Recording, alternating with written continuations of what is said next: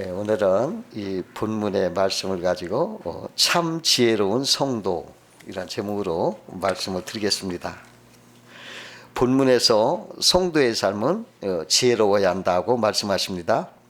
그런즉 너희가 어떻게 행할지를 자세히 주의하여 지혜 없는 자 같이 하지 말고 오직 지혜 있는 자 같이 하여 세월을 아끼라. 때가 악하니라. 이렇게 말씀했어요.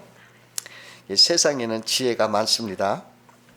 옛날 그리스에 유명한 애꾸는 장군이 있었다고 합니다. 근데 이 장군이 자기가 죽기 전에 자기의 초상화를 남기고 싶었습니다. 그래서 화가들을 불러서 그려게 했는데, 화가들이 이렇게 그려낸 초상화를 보고 이 장군이 못마땅해 생각을 했어요.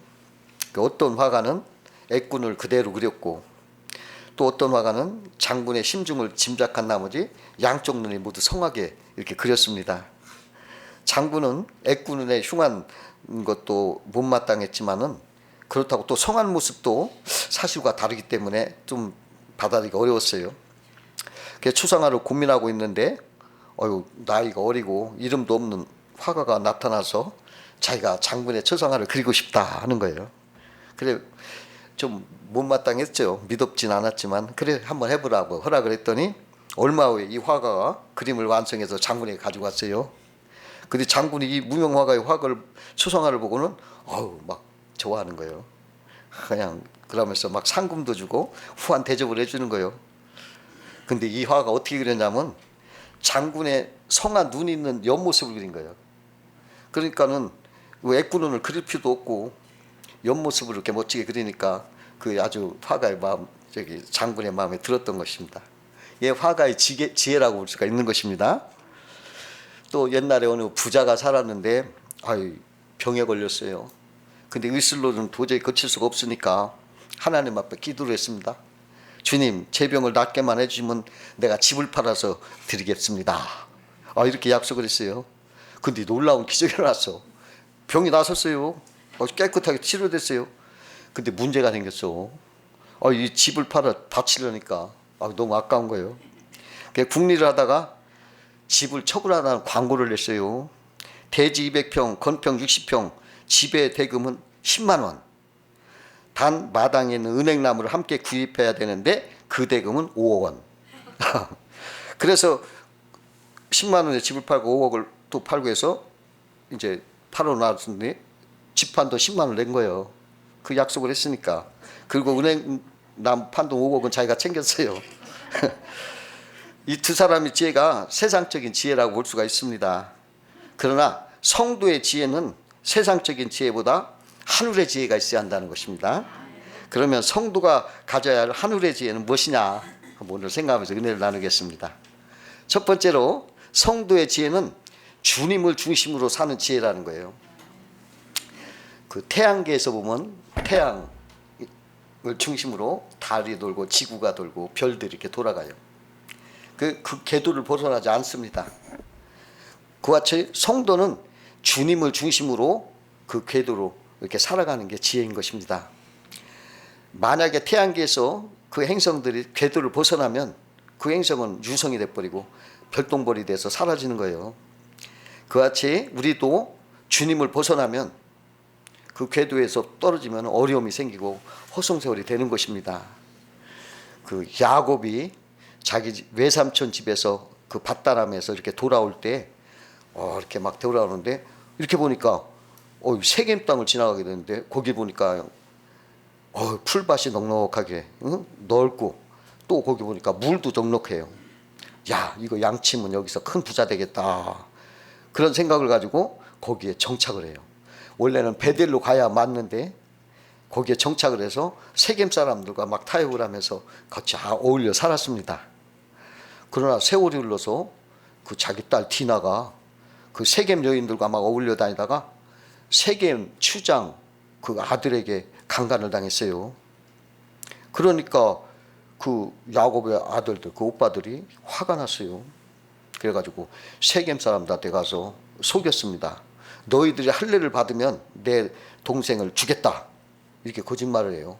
그러니까 그들이 다 할례를 받아요. 그 할례를 받고 나니까는 움직일 수가 없어요. 한 3일 동안을. 그러니까 그때를 이용해서 가가지고 칼로 다 쳐 죽이고 그 재물까지 다 약탈했어요. 아유, 세겜에서 잘 살고 부자가 되렸던 야곱이 오히려 아이고 부자는커녕 자기 목숨까지도 어렵게 됐어요. 큰 위기를 만났던 것입니다. 그때 하나님이 야곱에게 나타나서 야, 베델로 올라가라고 피난길을 주신 거예요. 그러고서 사방고울에 두려움을 딱 줘가지고 아무도 이 야곱을 죽여가는 자가 없도록 하셨습니다. 그 베델에 왔는데 하나님이 거기에 나타나셔서 이제 축복을 주시는 거예요. 근데 하나님이 뭐라고 하시냐면 네가 밭당함에서 여기로 왔다 이런 말을 해요. 근데 세겜에서 10년 살았던 걸 말도 안 해. 그 말은 없어. 그것은 뭐냐면 주님을 떠나서 세상과 살았던 그 세월, 10년 세월은 말할 가치가 없다는 거죠. 허송세월이었다는 거예요. 여러분, 주님을 떠나서 세상과 살면 그건 하나님이 말할, 언급할 가치도 없는 허송세월이라는 거라는 거 우리에게 가르쳐주고 있는 거예요. 그러니까 하나님 안에서 살아야 되는 것입니다. 야곱처럼 하나님 궤도를 이탈해서 세상 중심으로 이렇게 살다 보면 그것이 가치 없는 허송세월 뿐만 아니라 그것 때문에 위험하고 환난, 실패가 겪어지게 된 거예요. 그 아들들 다 망한 거예요. 왜냐하면 살인자가 됐지, 거짓말을 하고 속이고 막 재물을 뺏는 막 그런 흉악한 사람들이 다 되고, 그 자기 딸도 막 그렇게 강간을 당하고 이렇잖아요. 하나님을 떠나서 성도가 살아가면 그게 좋은 게 아니다는 거예요. 부자가 될 줄 아는데 그렇지 않다는 게 나중에 환난이 있다는 거예요. 그러니까 지혜는 뭐요? 주님과 함께, 주님과 함께. 주님을 떠나면 손해요. 허송세월이요. 그 탕자가 아버지 내 분위기 다 주세요. 아니 아버지가 돌아가시지도 않았는데 자기가 재산 나눠달라고 하는 이런 불효자가 있어.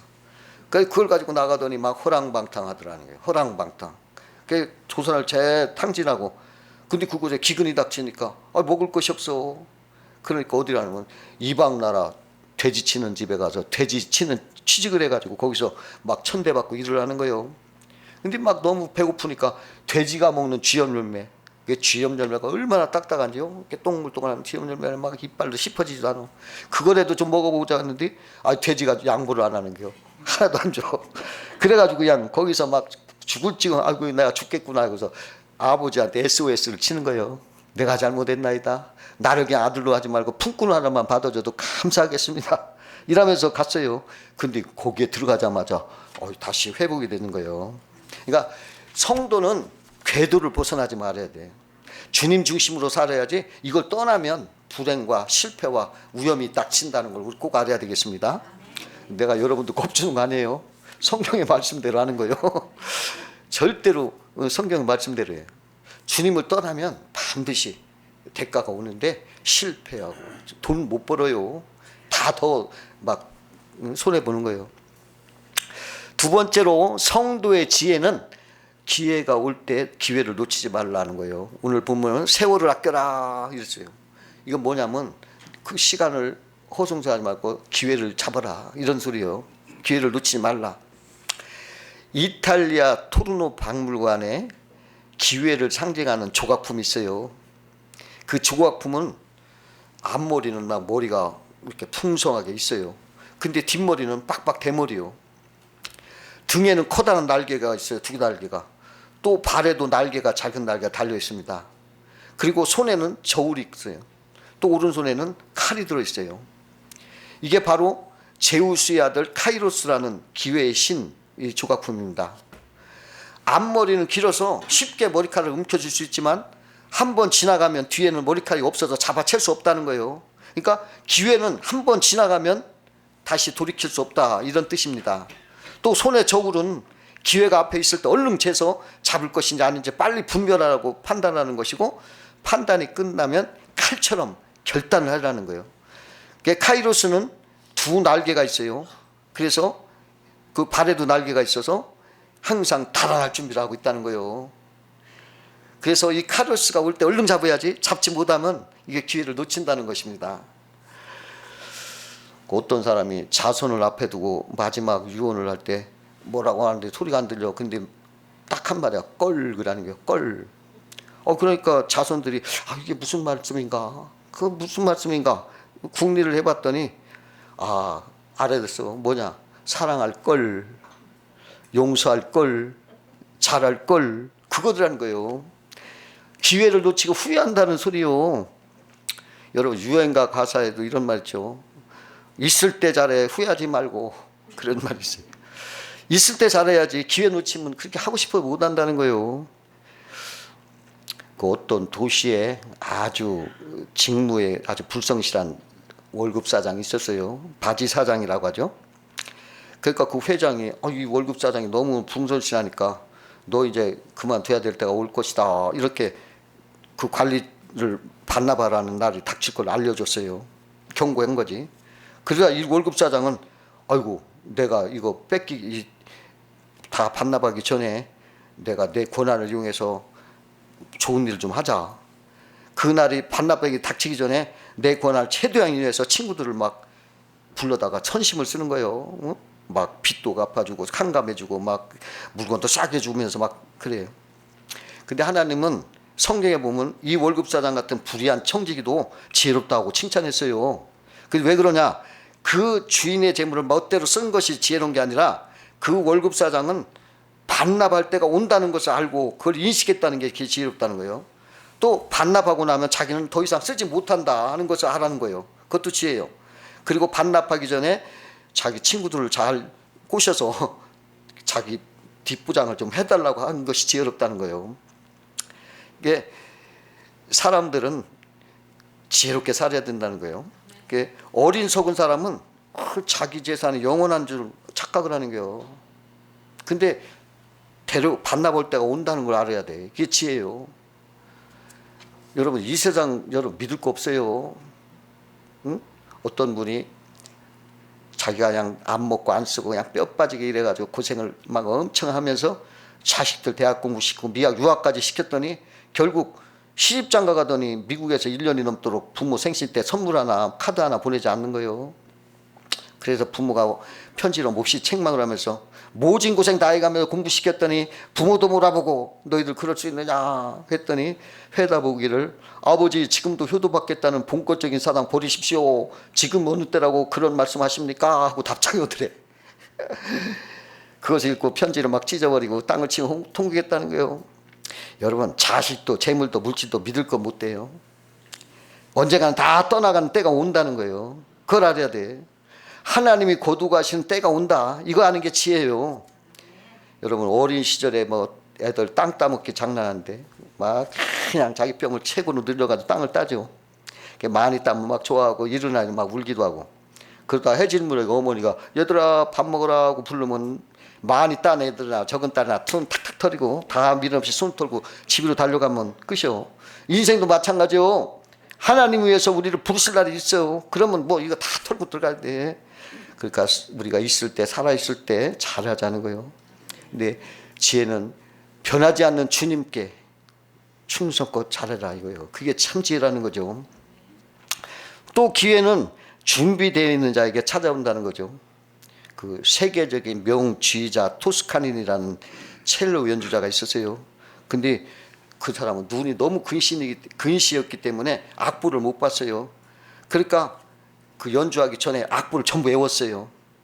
그 악보를 전체를 외워가지고 눈이 안 보이니까 외운 대로 이렇게 했어요. 근데 어느 날 연주회를 갔는데 주의자가 하필이면 병이 났어. 그 주의자가 없으니까 이 오케스트라 당원 중에서 하나를 구해야 되는데 이 전체를 외우고 있는 사람은 토스카닌이요. 그러니까 야 네가 좀 해봐라. 그래서 얼떨결에 나가서 지휘를 하는데 다 외우고 있으니까 막 그냥 다 하는 거예요. 그 사람들이 막 감동을 받았어요. 그래가지고 그 사람이 나이가 19살이었는데도 그걸로 계기로 해서 세계적인 명지휘자가 된 거예요. 기회를 잡았던 거예요. 어쨌든 이렇게 준비가 되면 그 사람에게 기회는 오는 거예요.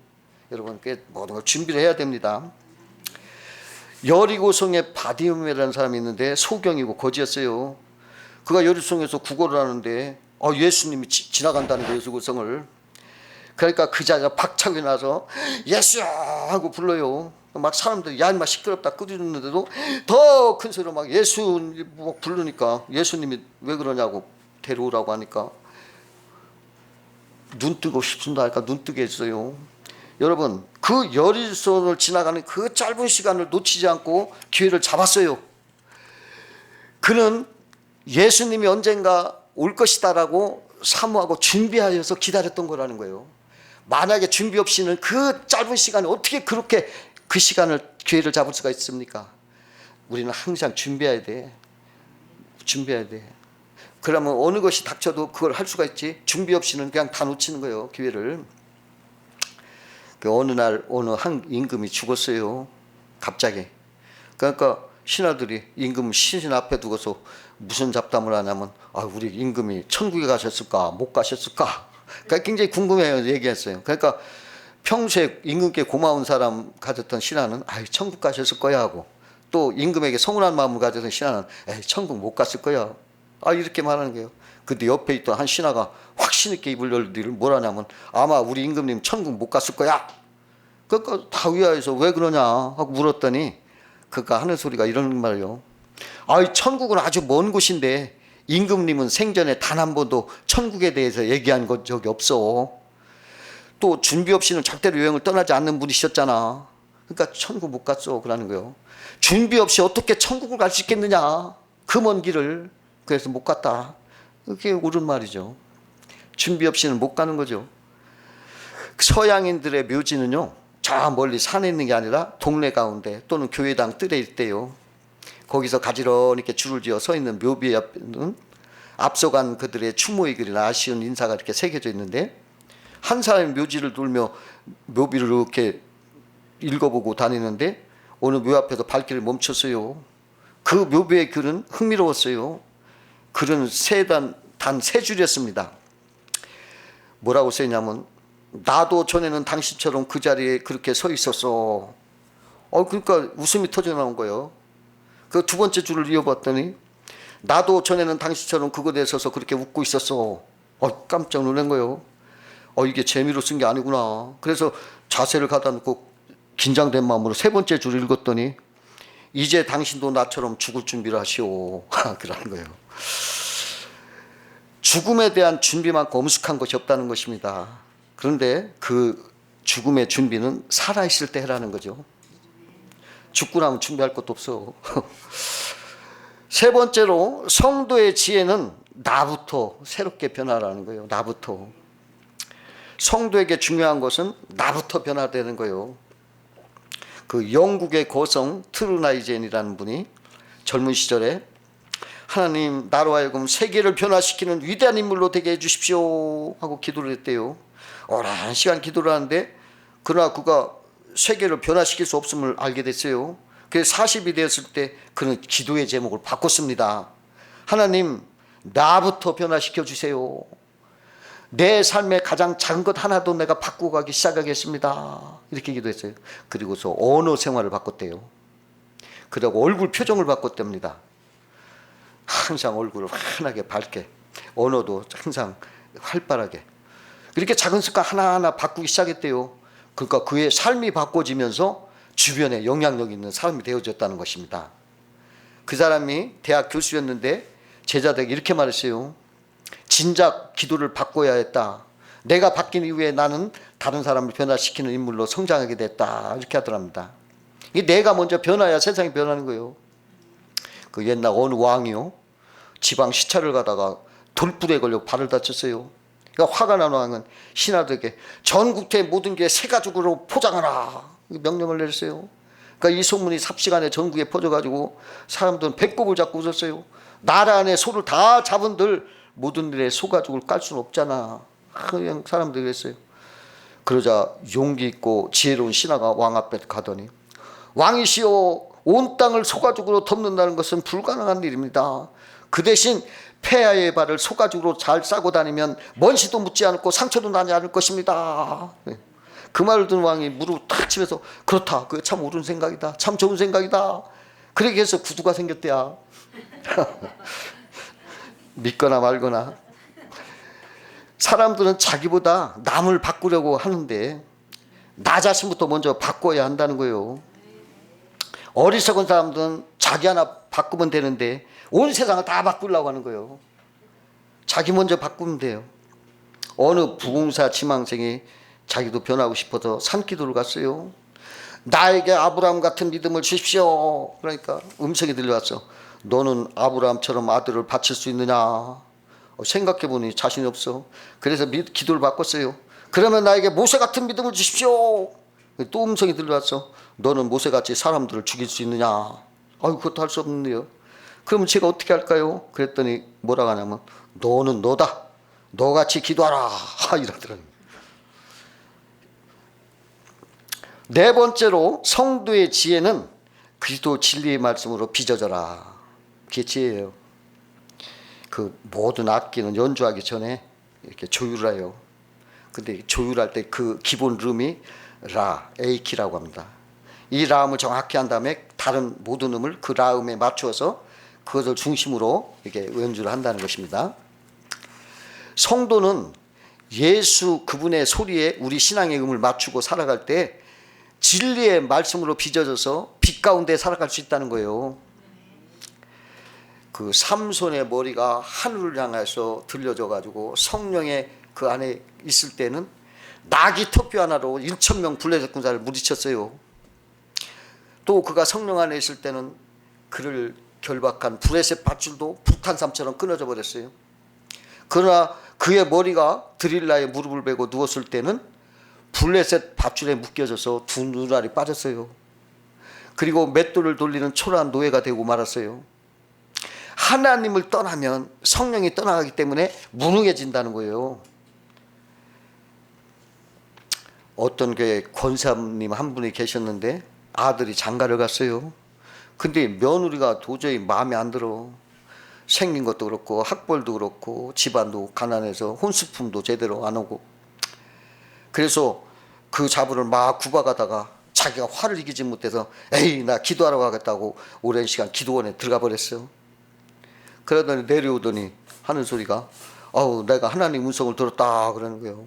그 목사님이 권사님 하나님께 뭐라고 하시는가요? 하고 물었더니 기도하는데 깊은 밤중에 저만큼 바람을 타고 하나님 음성이 들려오는데 산울림처럼 권사여 더 늦기 전에 아들하고 자부하고 이혼시키라 이러더래.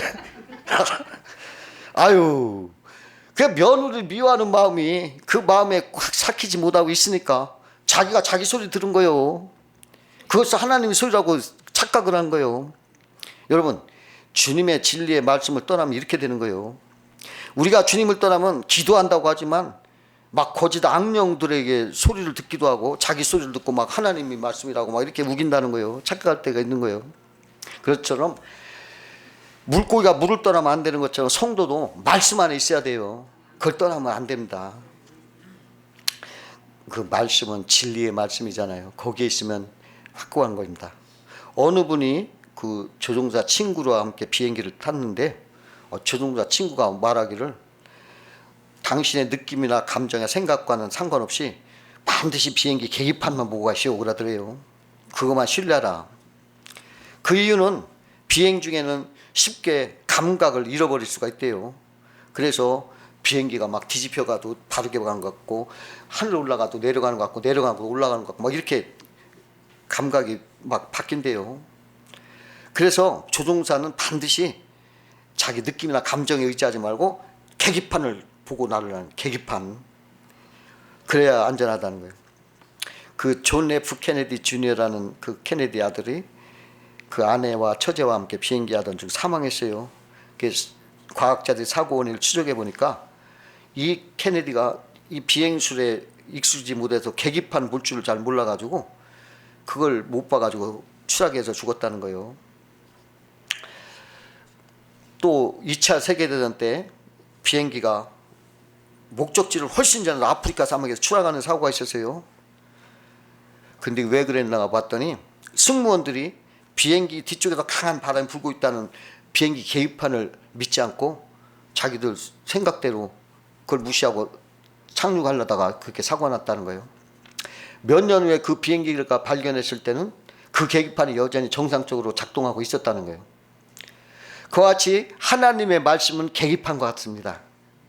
내 생각과 감정이나 모든 것은 어떠하더라도 말씀을 더 신뢰하고 말씀을 해야 돼. 내 감정이나 생각이나 느낌은 그것은 믿을 만한 게 아닌 거예요.